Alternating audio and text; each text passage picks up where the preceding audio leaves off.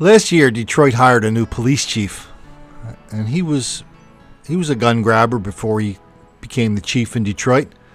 A few months after, though, he had a change of heart. He told everybody in Detroit, get a gun. The police can't protect you here. You're in danger. Some people listened. Some people didn't. Detroit police are looking for 6 suspects wanted in 2 unarmed robberies. 7 Action News reporter Camille Amiri joins us live from the 12th precinct to tell us more. Camille? And Heather, it's not just the crimes that these guys committed, but how they committed them, brazenly attacking people, and it's all captured on video. Around 2:30 in the morning on a Tuesday, a Marathon gas station on Puritan on Detroit's west side. Watch how 3 men grab a 23-year-old guy and just start beating him up. No one steps in to stop them. Every punch, every kick caught on surveillance video. They take his wallet, his cash, and then they take off.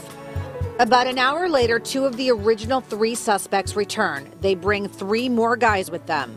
This time, the victims are a 24-year-old man and his 21-year-old sister, attacked relentlessly by 5 of the suspects. And again, there is no one there to stop it. Robbing them and then taking off, some of them in getaway cars, another one running away. Altogether, 6 suspects, their faces and their crimes, all caught on tape. Take a close look. Do you know who these guys are? Do any of them look familiar?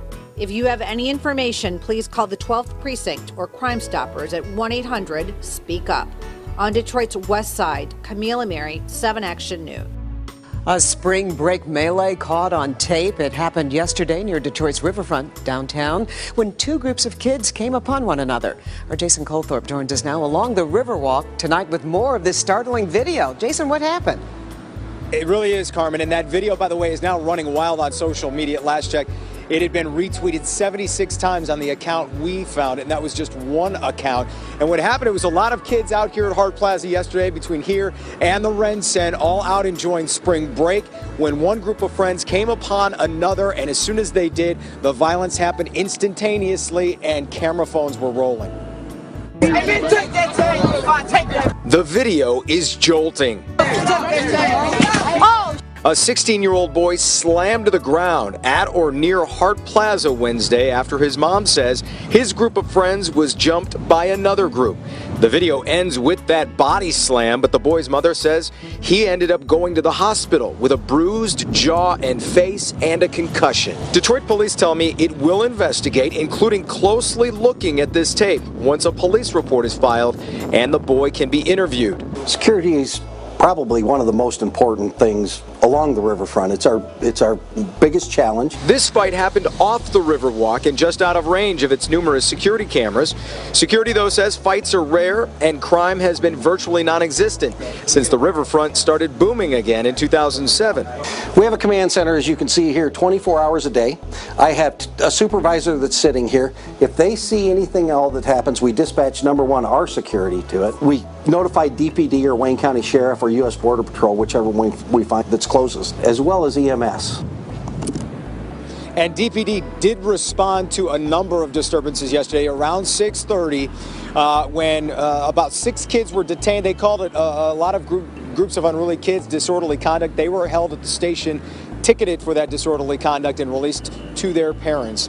And that investigation, as we say, will continue at some point into this assault.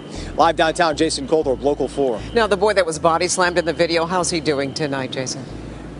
Carmen, he was expected when we talked to his mother. She was traveling today back from Florida and still hadn't seen her son at last check, but she was rushing to do that. He was expected to be out of the hospital. And again, that video ends with that first slam, and you can see much more was happening. And I think that's what police want to find out, Carmen.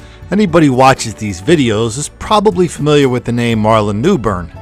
He's also all over the book, Don't Make the Black Kids Angry. That scintillating bestseller.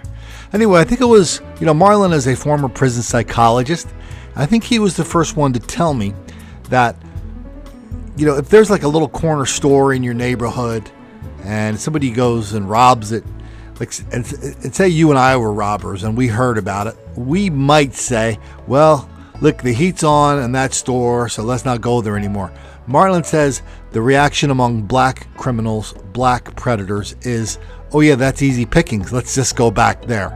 That's what we saw here and in Detroit. In the second case, it's really interesting to just listen very carefully, especially towards the end. Did you notice how he slipped in there that there was a lot of other stuff happening? Just forget all the marginalizing, the downplaying, the excusing away. There were other large groups of black people rampaging through that area, causing property destruction, fighting, defying police, the whole thing in Detroit. It's not rare. But neither are the reporters who ignore, deny, condone, excuse, encourage, and even lie about the level of black mob violence and black on white crime all over this country. Detroit's too easy, but these stories were too close together, so I just had to do something with them, including reminding everybody involved, don't make the black kids angry.